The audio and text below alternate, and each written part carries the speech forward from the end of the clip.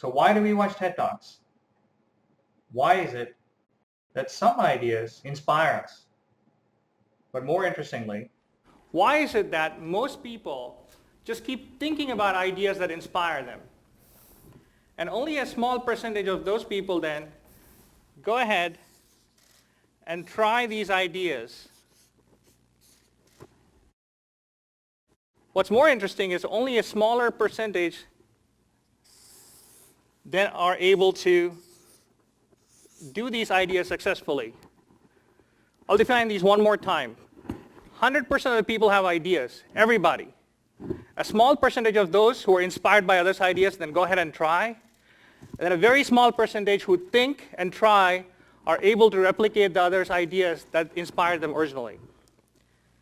This talk will reveal how to go from thinking a lot about ideas to doing a lot of ideas your own way. First, let's take a look at those people who just keep thinking about others' ideas. On one extreme, you have these hamster humans. They're super busy doing the same thing again and again. If they stopped and thought about their life, they'd realize they're going nowhere. But they won't stop and work on their ideas that are important to them because they're too busy running on this hamster wheel. On the other extreme, we have these immortal humans. They live their life as though they will never die. They have more time than the hamster humans do. They also think about ideas, but they keep postponing them. I used to think like an immortal human once, up until one point in my life when I thought I was really going to die. I remember having this conversation with my doctor. I told him I was sick of being sick. There's nothing more that I wanted than my health back, nothing more.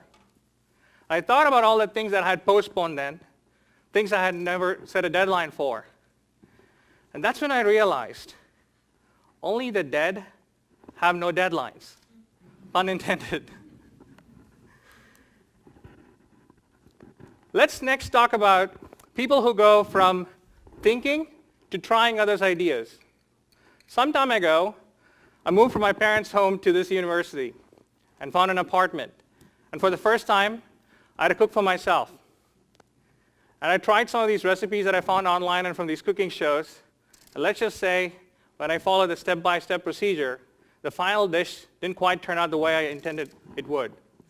For example, I'd follow the steps to make this golden teddy bear, and I would get an overcooked donkey, and it tasted even worse. And then many years later, I was watching this cooking show by this Master Chef Pepin. And this was a guy who had written a lot of books on cooking, and his recipes were really famous.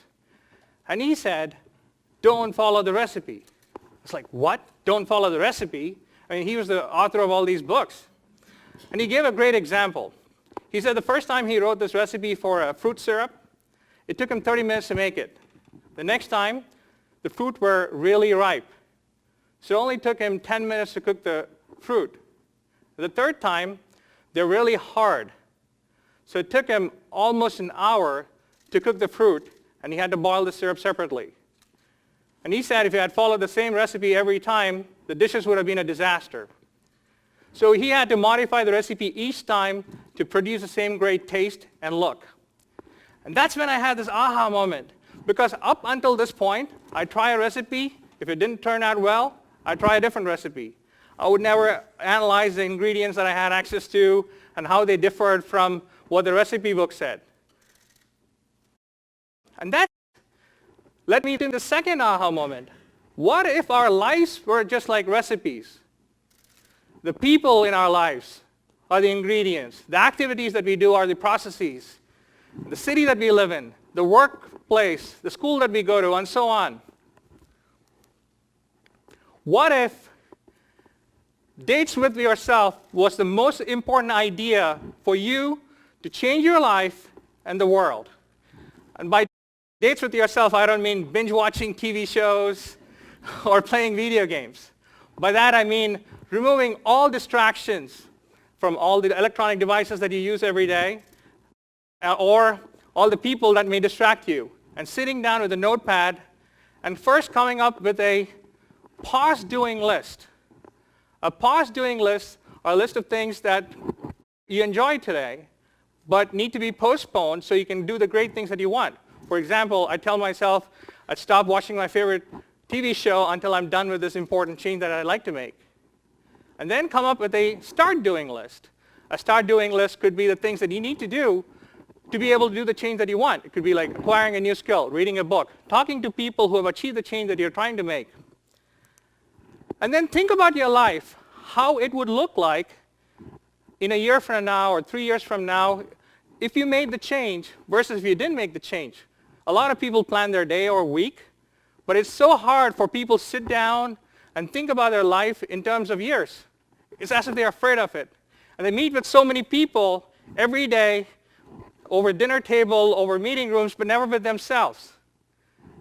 Have weekly meetings with yourself, but more importantly, also start having deadlines for each of these lists. We often work on the urgent stuff because it has a deadline. And we don't work on the important stuff because it doesn't have a deadline.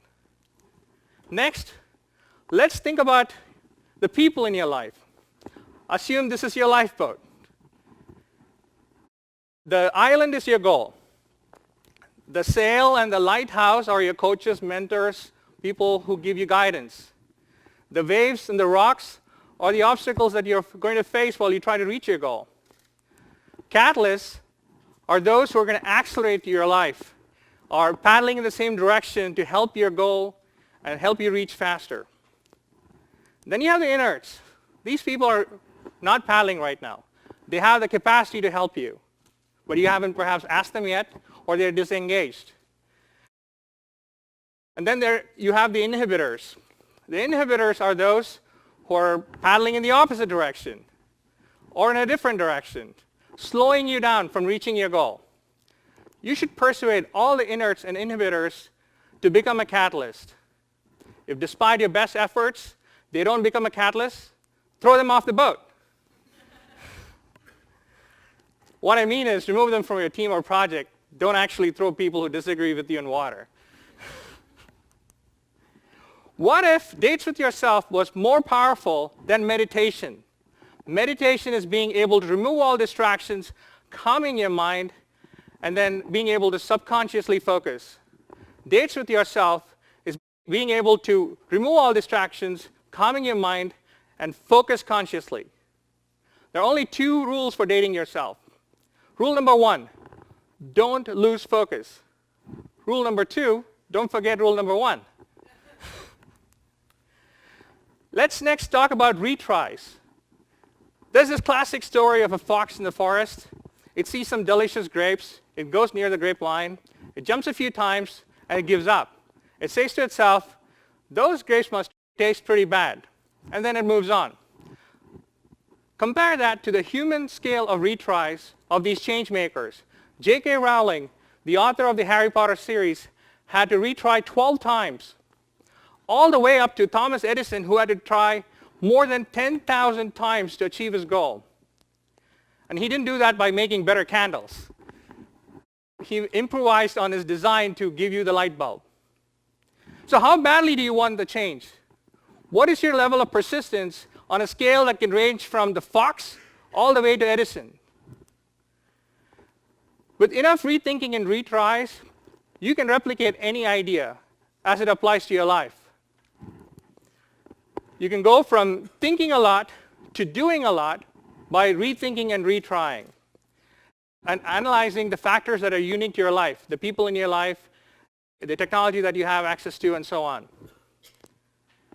Here's a great example how an inspired human was able to use his how to benefit the community. He found that the commercial prosthetic foot cost more than $12,000. So he rethought the design and brought down the cost of materials and came up with a design that cost less than $50 because he was inspired to help the disabled and poor. He knew there was no greater happiness than selfless acts of kindness. His final design was much better than the original design. Any of us here can download designs from the internet, use these templates to print a 3D prosthetic hand, and come up with a design that's much better than the original design, and donate it to the disabled. Or do anything that you care about. And the final design can be much better than the original idea. The master chef said the same thing. He said sometimes he gets credit for recipes that he didn't come up with, that people would modify them, and they would end up much better than the recipe themselves. So I did the same thing. Instead of trying to follow the recipe, I bought a teddy bear-shaped pan. And I added chocolate chip pancake dough, and strawberries, and blueberries, and chocolate syrup, and honey, and powdered sugar. And I don't know if you can read it, I actually engraved it as Ted Bear. My Ted Bear was far more delicious than the teddy bear I originally intended to do. The final design was much better than the original recipe. So please do your how. Become a catalyst in your life, in lives of those you care about, and also in the world that you live in or the community that you live in. And accelerate change.